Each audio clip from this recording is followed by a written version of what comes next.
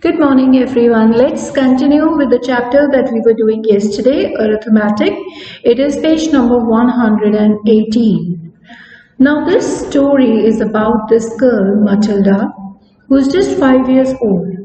And she has got one power, that is the brain power. She's very good at arithmetic. She can calculate, add whatever related to numbers within seconds. And the same what happens here in the story, we can see that her parents, they do not like her, or we can say they are just ignorant towards her. They ignore her completely. And this girl, she feels really sad. She always wanted to have loving and caring parents. But now what happens here, she has somehow indulged herself into certain types of tricks where she can play the tricks so that her parents are more concerned about her rather than her elder brother. Now Matilda's elder brother is 10 years old, and Matilda's father's name is Mr. Wormwood. He's a man who dresses like a low-grade bookmaker. He wears orange and green kind of a check suit. And there's a day, one evening, what happens is he comes back home, he has got a paper in his hand, and he's actually boasting about the profits that he had made that day. So let's continue. We were on that. He even told his son to go and get a writing pad so that he can tell him how to calculate the profit. So this is the same scene that we are on. So let's continue. It is on page 118. Right? So I'll read it.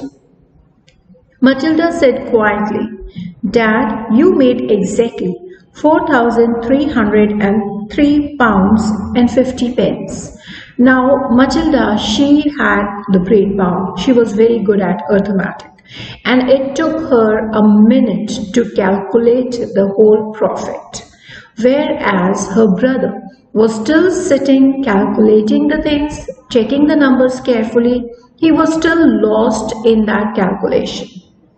So it took her a minute to calculate, and she told her father that, Dad, you made how much you made? Exactly 4,303 pounds and 50 pence altogether.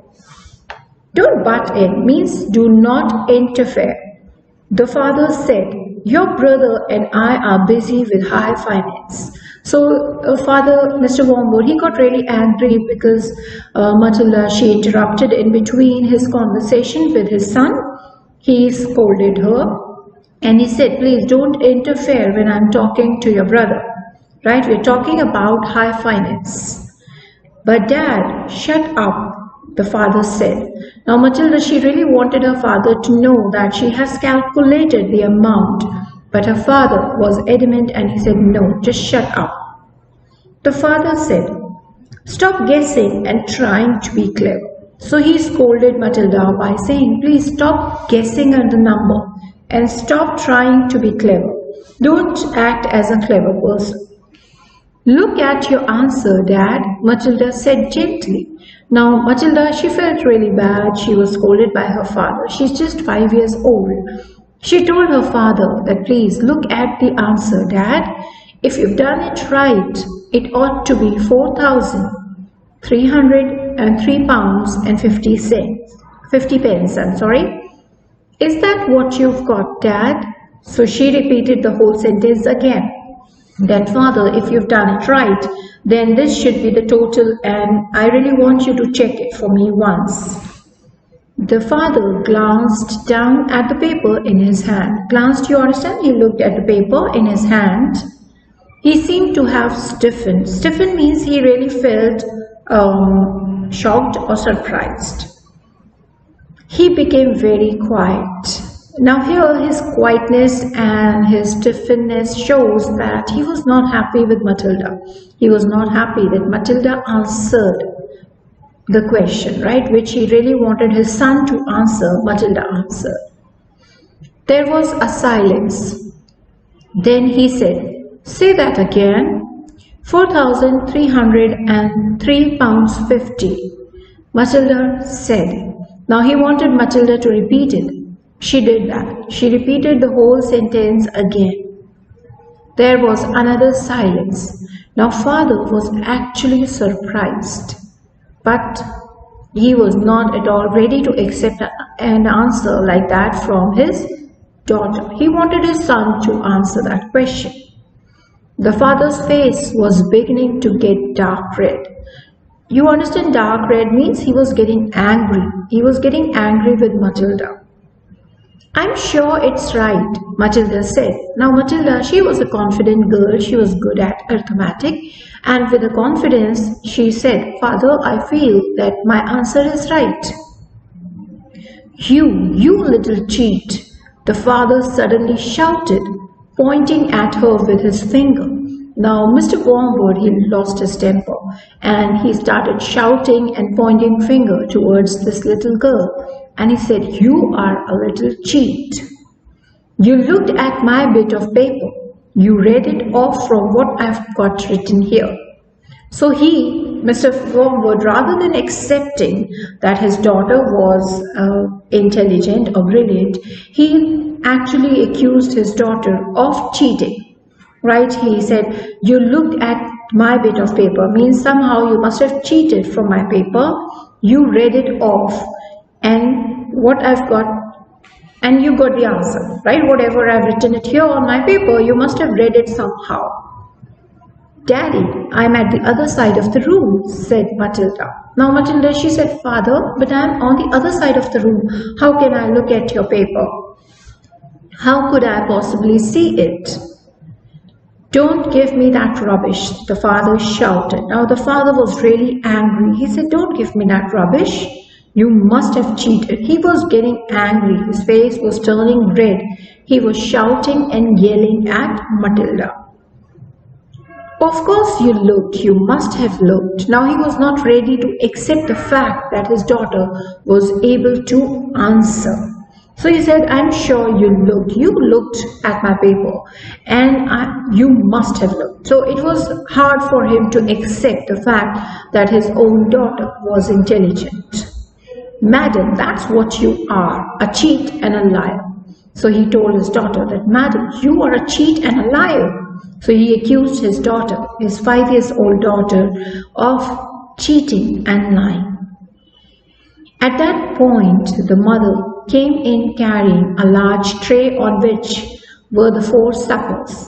Now, I hope you remember that they had this kind of a trend that every evening they'll sit right in front of the televisions and then they'll eat from their TV dinner trays. So they'll sit there and they'll eat from it. So he says here, okay, this time it was fish and chips which Mrs. Wormwood had picked up in the fish and chip shop on her way home from bingo. So she must have gone out with her friends to play bingo, and while she was coming back, she actually picked some food, the ready-made food from fish and chip, and that's what she got for the dinner. It seems bingo afternoons left her so exhausted. So somehow, it was difficult for Mrs. Wormwood to cook anything. She was so tired of these bingo afternoons. Bingo afternoon means where she would go out with her friends and play bingo. Both physically and emotionally, that she never had enough energy left to cook an evening meal. So she was always so exhausted after going out with her friends that she was never left with enough energy to cook anything good or anything for the dinner. So if it wasn't TV dinners, it had to be fish and chips. Clear? What are you looking so red in the face about, Harry? She said as she put the tray on the coffee table. Now she was carrying that tray, she kept it on the coffee table and she looked at her husband. Now you have the whole name, it is Mr. Harry Wormwood. So she looked at her husband and she said, why is your face all red, Harry? Your daughter is a cheat and a liar, the father said. Now the father was really angry. He accused Matilda again of lying and cheating. He said, your daughter is a cheat and a liar. The father said, taking his plate of fish and placing it on his knees. Turn the telly on and let's not have any more talk. So he wanted his wife to turn the television off and and they wanted to just skip the topic. I hope the story is clear. It is a nice story. It's we have a whole novel on it. We even have a book. There's also a movie. If you want, you can always watch it. So it's a nice story. It's just an extract from the chapter Matilda. And this story is about this poor little girl who has got the great power. She's very good at reading. She's very good at learning things.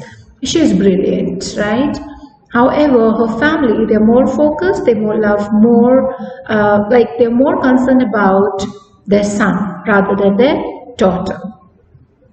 So Matilda, she has to go through all this tough time and she just have to bear it, and she always longed to have, loving and caring parents. And just to attract their attention, what she used to do, she used to play small tricks, right? So we have completed the chapter. It's a nice chapter. Please go through it, read every line, and make sure you understand the chapter. If there's anything that you feel is difficult, do let me know. Okay, I'll help you with that. Now after that, we have some question and answers here. I can discuss them right now, and later on I'll forward you the PDF so that you'll have the answers with you. Okay, the first question, let's see. It says here, when did Matilda's father became less objectionable? Means when was the time when Matilda's father, he became cool and calm. So that was the time when he used to get the dose of Matilda's tricks. You remember that? Matilda, she used to play tricks on her parents. So whenever she used to play these tricks, her parents, they used to become, cool and calm. And they were more concerned about Matilda after that. When did the next flare-up after Parrot in the Chimney come? It was one evening when Matilda and her brother, they were sitting on the sofa in their living room, right in front of the television. And that was the time when Mr. Wormwood entered in, right? So let's see that. Okay, next question. What nifty trick did Matilda's father indulge in quite often? What kind of a tricks Matilda's father used to do? See, it is given here. I want you to open the page number 117. You can see it says here, sawdust in the gearboxes, the electric drill on the speedometer cables, a splash of paint here and there and and a few other clever tricks, and these idiots were all falling for the cars. So these were the small nifty tricks that he used to play. There's another trick on page 118. He says here, and by the way, it is one of my nifty little tricks to diddle the customer. What is that? Never ask for a big round figure. Always go just below it. Never say 1,000 pounds. Always say 999.50. Is that clear? So this is one of the tricks. The others I've already told you. So make sure you remember all these tricks that Mr. Wormwood used while selling his cars. How was Matilda treated in her own home? Now it's an answer that I want you to write in your own words. You know the story and you know how she was treated in her own house. She always longed for loving and caring father or parents, but she never got one. So you can write about her that she was just a 5-year-old girl. She was very intelligent and brilliant. However, her parents, they were not at all concerned about her. They were not at all loving and caring towards her. In fact, they were more concerned about her elder brother. So you can write about that, right? And you can even write that she was always ignored by her parents. They were not at all bothered. She had to shut up whenever they were, they told her to shut up. So she had to shut up. And they were always angry with her if she was doing anything that is pretty intelligent or something like that. So they were always ignoring her, and They never really liked her. Okay. What did Mrs. Wormwood ask Mr. Wormwood when she brought in the dinner? I hope you remember that sentence. Why your face is so red, right? So that was the question she asked. I have that here on page 190. See, she says here, what are you looking so red in the face about, Harry? So that's the question that she asked, right? How was she answered? Now, Mr. Harry or Mr. Wormwood was angry. His face was red and he was really angry. He answered by saying that your daughter is a cheat and a liar. And then he said, turn on the television and I would not like to talk anything more about her. Now, after you complete these question and answers, there are just 6 questions. Please move towards the reference and context. It is important again. It is easier. I'm sure you all can do it. It is nice. See, it is the first extract is easy. Who was he? Here they are referring to Mr. Wormwood. You'll talk about him. It is on page number 117, second line of the page, right? Or you can take the first line. Mr. Wormwood was wearing a loud check suit with a yellow tie. The appalling orange and green check of the jacket and trousers almost blinded the onlooker. He looked like a low-grade bookmaker dressed up for his daughter's wedding. So see, it's the second part of the question. What did he look like? So this is how he was dressed, and he looked like a low-grade bookmaker dressed for his own daughter's wedding. Who was he talking to? He was talking to his son. What did he ask the other person to do? See, it is given here. He wanted his son to add the profit. See, it says here.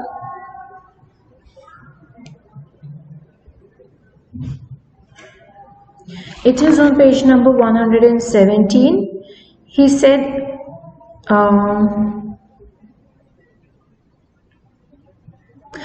yes, he said, go and get a pad and a pencil for yourself so that I can see if you are good at calculating profits. Who else was present on the scene? We already know the poor girl, Matilda. She was also present on the scene. She was sitting there quietly and listening to their conversation. But she was not the part of it because Mr. Wormwood was talking to his son.